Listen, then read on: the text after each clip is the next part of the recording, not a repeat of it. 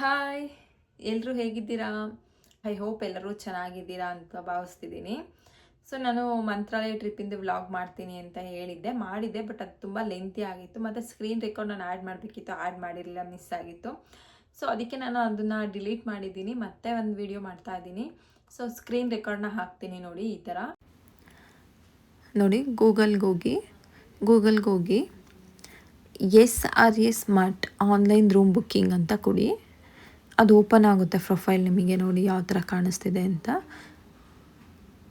SRS ಮಟ್ online room booking ಅಂತ ಕೊಟ್ಟಾಗ ಈ ಥರ ಓಪನ್ ಬರುತ್ತೆ. ಅಲ್ಲಿ ಪ್ರೊಸೀಡ್ ಅಂತ ಬರುತ್ತೆ, ಪ್ರೊಸೀಡ್ ಕೊಡಬೇಕು. ಪ್ರೊಸೀಡ್ ಕೊಟ್ಟಾದಮೇಲೆ ನಿಮಗೆ ಈ ಥರ ಡೇಟ್ ಕಾಣಿಸುತ್ತೆ. ನಿಮಗೆ ಕರೆಕ್ಟಾಗಿ 1 ಮಂತ್ ಗ್ಯಾಪಿಂದ ತೋರಿಸುತ್ತೆ ಡೇಟು. ನಿಮ್ಗೆ ಯಾವ ಟೈಮಿಂಗ್ಸ್ಗೆ ಚೆಕ್-ಇನ್ ಅಂಡ್ ಚೆಕ್ಔಟ್ ಕೇಳುತ್ತೆ.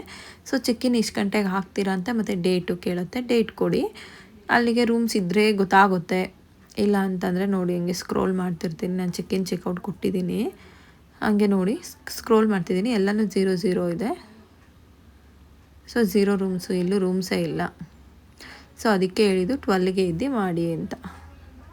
ಸೊ ನಾನು ಮೇನ್ ಟ್ರಿಕ್ಸ್ ಹೇಳೋದೇನು ಅಂತಂದರೆ, ಇದರಲ್ಲಿ ನೀವು ರೂಮ್ ಬುಕ್ ಮಾಡಬೇಕು ಅಂತಂದರೆ 12 ಮೇಲೆ ನೈಟ್ ನಿಮ್ಗೆ 1 ಮಂತ್ ಗ್ಯಾಪ್ ಇದೆ ಅನ್ನಂಗೆ ಬುಕ್ ಮಾಡಿ. 15 ಡೇಸು 1 ವೀಕ್ ಇದೆ ಅಂದರೆ ರೂಮ್ ಸಿಗೋದು ಕಷ್ಟ. ನಿಮಗೆ ತುಂಬ ಕಡಿಮೆಗೆ ಸಿಗುತ್ತೆ. 250, 300, 400 ರುಪೀಸ್ಗೆಲ್ಲ ಸಿಗುತ್ತೆ. ಆದರೆ ಸ್ವಲ್ಪ ದಿನ ಲೇಟ್ ಆಯಿತು ಅಂತಂದರೆ ನಿಮಗೆ 1200, 800, 1500 ಆ ಥರ ಇರುತ್ತೆ ಅಮೌಂಟು. ಹಂಗಾಗಿ 1 ಮಂತ್ ಮುಂಚೆನೇ ಬುಕ್ ಮಾಡಿಕೊಂಡ್ರೆ ಬೆಟರು. ಸೊ ಬುಕ್ ಮಾಡಬೇಕು ನೀವು ಅಂತಂದ್ರೂ ಬೆಳಗ್ಗೆ ಎದ್ದು ಬುಕ್ ಮಾಡಿದ್ರೆ ಮಾತ್ರ ರೂಮ್ ಸಿಗೋಲ್ಲ. ನಿಮಗೆ ಯಾವತ್ತು ಬೇಕೋ ಅವತ್ತು ಹಿಂದಿನ ದಿನ ನೈಟು 12ವರೆಗೂ ಎದ್ದಿರಿ, ಅವಾಗ ಬುಕ್ ಮಾಡ್ಕೋಬೋದು. ಅವಾಗಾದರೆ ರೂಮ್ಸ್ ಸ್ವಲ್ಪ ಸಿಗುತ್ತೆ. ಬಟ್ ಏನು ಅಂತಂದರೆ, ನಿಮ್ಗೆ ಏನಾದರೂ 2 ರೂಮ್ ಬೇಕು ಅಂತಂದರೆ ಇಬ್ಬರು ಕುತ್ಕೊಂಡು ಅಟ್ಟೆ ಟೈಮಲ್ಲೇ ಬುಕ್ ಮಾಡಿ. ಇಲ್ಲ ಒಬ್ಬರೇ ಕುತ್ಕೊಂಡು ಮಾಡ್ತೀನಿ ಅಂದರೆ ಸಿಗಲ್ಲ. ಅಲ್ಲಿ ಏನಕ್ಕೆ ಅಂತಂದರೆ ನಿಮಗೆ ಆಪ್ಷನ್ ಕೊಡೋದೇ ಅವರು 2 ಮೆಂಬರ್ಸ್ಗಷ್ಟೇ. ಒಂದು ರೂಮಿಗೆ 2 ಮೆಂಬರ್ಸ್ ಅಂತ ಫಿಕ್ಸ್ ಆಗಿರುತ್ತೆ. ನೀವು ಅಲ್ಲಿ ಆ್ಯಡ್ ಮಾಡೋಕ್ಕಾಗಲ್ಲ ಮಠದ ರೂಮಲ್ಲಿ ಎಷ್ಟು ಜನ ಇದ್ದೀವಿ ಅಂತ. ಸೊ ಮತ್ತೆ ನೀವು ಒಂದು ಬುಕ್ ಮಾಡಿ ಮತ್ತೆ ನಾನು ಬ್ಯಾಕ್ ಬಂದು ಮಾಡ್ತೀನಿ ಅಂದರೆ ಅಷ್ಟೊತ್ತಿಗೆ ರೂಮ್ ಕ್ಲೋಸ್ ಆಗಿರುತ್ತೆ, ನಾಟ್ ಅವೈಲಬಲ್ ಅಂತ ಬರುತ್ತೆ. ಹಾಗಾಗಿ ಇಬ್ಬರು ಕುತ್ಕೊಂಡು ಅಟ್ಟೆ ಟೈಮಲ್ಲೇ ಬುಕ್ ಮಾಡಿ. ಸೊ ನಮ್ಗೆ ಇದೇ ಪ್ರಾಬ್ಲಮ್ ಆಗಿದ್ದು. ನಮ್ಗೆ ಐಡಿಯಾ ಇರಲಿಲ್ಲ, ಬುಕ್ ಮಾಡಬೇಕು ಅಂತ ಗೊತ್ತಿತ್ತು. ಬಟ್ ನಾನು 1 ಮಂತಿಂದ ವೆಯ್ಟ್ ಮಾಡ್ಕೊಂಡು ಬರ್ತಿದ್ದೆ ಅಲ್ವಾ, ಹಾಗಾಗಿ ನಾನು ಒಂದು ಐಡಿಯಾ ಬಂತು ನನಗೆ ಯಾವ ಥರ ಬುಕ್ ಮಾಡಬೇಕು ಅಂತ. ನಾನು ಮಾರ್ನಿಂಗ್ ಎದ್ದು ಬುಕ್ ಮಾಡೋಕ್ಕೆ ಸುಮ್ಮನೆ ಜಸ್ಟ್ ಚೆಕ್ ಮಾಡ್ತಿದ್ರೆ ರೂಮ್ಸ್ ಇರ್ತಿರ್ಲಿಲ್ಲ.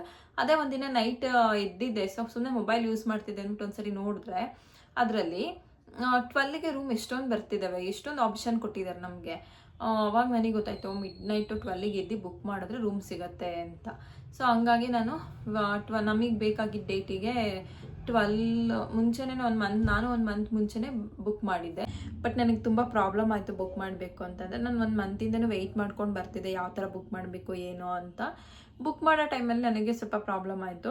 ನನಗೆ ಫಸ್ಟ್ ಆಪ್ಷನು ಬೃಂದಾವನ ಗಾರ್ಡನ್ ಇತ್ತು. ಅದು ತುಂಬ ಚೆನ್ನಾಗಿದೆ ರೂಮ್ ಅಂತ ಹೇಳಿದರು ನನ್ನ ಕೊಲೀಗೊಬ್ಬರು. ಹಂಗಾಗಿ ಅದೇ ರೂಮ್ ಸೆಲೆಕ್ಟ್ ಮಾಡಿಕೊಂಡೆ. ಅಮೌಂಟು ಪೇ ಮಾಡೋದಕ್ಕೆ ಹೋದೆ, ಅದು ಸ್ವಲ್ಪ ಏನೋ ಇಶ್ಯೂ ಆಯಿತು, ಪೇ ಮಾಡೋಕ್ಕೆ ಆಗಲಿಲ್ಲ.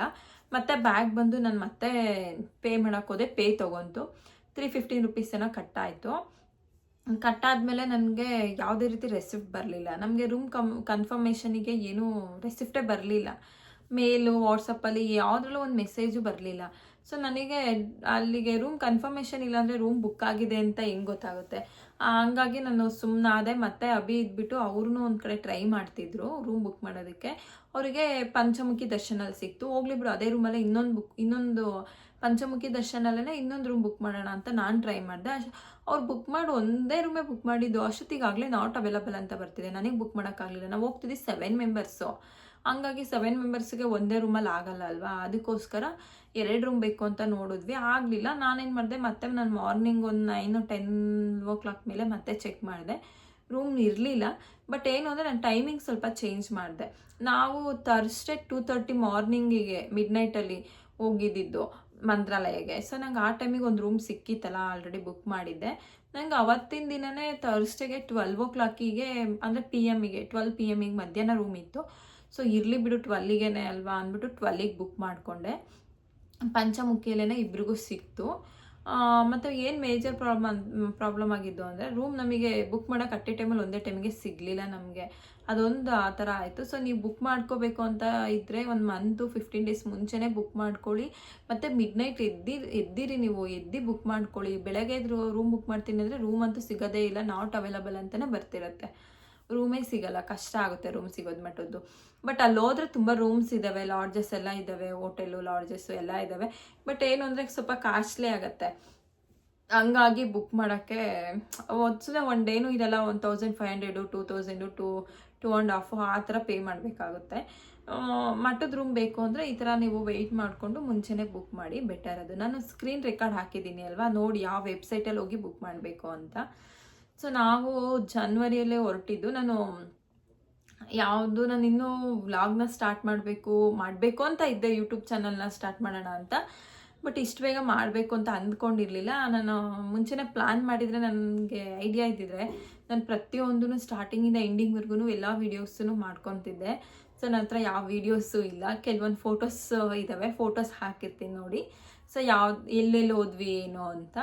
ಬಟ್ ನನ್ನ ಹತ್ರ ಯಾವುದೇ ವೀಡಿಯೋ ಇದ್ದಿದ್ರೆ ಚೆನ್ನಾಗಿರ್ತಿತ್ತು, ವ್ಲಾಗಿಗೆ ಅನುಕೂಲ ಆಗ್ತಿತ್ತು. ಯಾವುದೂ ಇಲ್ಲ. ಸೊ ನೀವು ರೂಮ್ ಬುಕ್ ಮಾಡಬೇಕು ಅಂತ ಅಂದರೆ 12 o'clock ಎದ್ದಿರಿ, ಅವಾಗ ಮಾಡಿ ಆ ಟೈಮಲ್ಲಿ.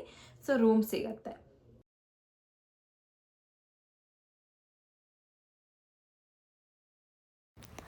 ಇದು ನಾನು, ಅಕ್ಕ ಮತ್ತು ಅಭಿ. ಇದು ಎಲ್ಲರದ್ದು ಒಂದು ಸೆಲ್ಫಿ ತೊಗೊಂಡ್ವಿ. ಇನ್ನು ಟ್ರೈನ್ ಯಾವುದೋ ಬೇರೆ ಕಡೆದು ಟ್ರೈನ್ ಬಂದಿತ್ತು, ಅವಾಗ ತೊಗೊಂಡಿದ್ದು. ಇದು ರೂಮ್ ಬುಕ್ ಮಾಡಿದ್ವಲ್ಲ, ಅಲ್ಲಿ ನೋಡಿ ಎಷ್ಟು ಕ್ಲೀನಾಗಿದೆ, ರೂಮ್ ಎಲ್ಲ ಚೆನ್ನಾಗಿದೆ.